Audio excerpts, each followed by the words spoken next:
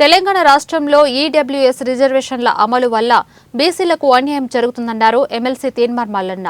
EWS రిజర్వేషన్ల quota fix చేయకుండా 10% రిజర్వేషన్లను గత ప్రభుత్వం అమలు చేసిందన్నారు. ఈడబ్ల్యూఎస్ రిజర్వేషన్ల అమలు వల్ల మొన్న జరిగిన డిఎస్సిలో 100 మందికి రావాల్సిన ఉద్యోగాలు 1100కు చేరాయన్నారు.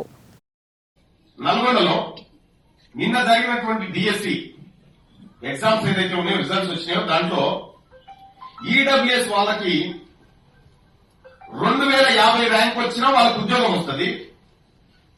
కానీ బీసీడీ వాళ్ళకి 820 ఉంటాయి. 2000 ర్యాంక్ వస్తే వాళ్ళకు ఉద్యోగం వస్తుంది. బీసీడీ వాళ్ళకు 820 మార్కులు వస్తే 20 ర్యాంక్ వచ్చే 21 వచ్చినా రాదు. అదే ఆదిలాబాద్ జిల్లాలో తీసుకుంటే బీసీడీలకు 228 ర్యాంక్ వస్తే ఉద్యోగం రాలే. కానీ ఈడబ్ల్యూఎస్ 1948 ర్యాంక్ వచ్చినా కూడా ఉద్యోగం వచ్చింది. ఇక్కడ ఎస్సీ ఎస్టీల కంటే కూడా అత్యధికంగా లబ్ధి పొందుతున్నటువంటి వర్గంగా ఇవాళ ఈడబ్ల్యూఎస్ తయారైపోయింది.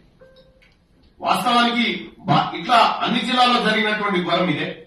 వాస్తవానికి రాజ్యాంగం ఏం చెప్తా ఉంది, సామాజికంగా విద్యాపరంగా వెనుకబడినటువంటి వర్గాలకు రిజర్వేషన్ కల్పించడం ద్వారా ఎదిగినటువంటి వర్గాలకు సమాన స్థాయిలో వాళ్ళు ఎదగగలుగుతారనేది రాజ్యాంగం ఆలోచన. కానీ నరేంద్ర మోడీ ప్రభుత్వం దుర్మార్గంగా కర్కశంగా ఈడబ్ల్యూఎస్ కోటాను 10%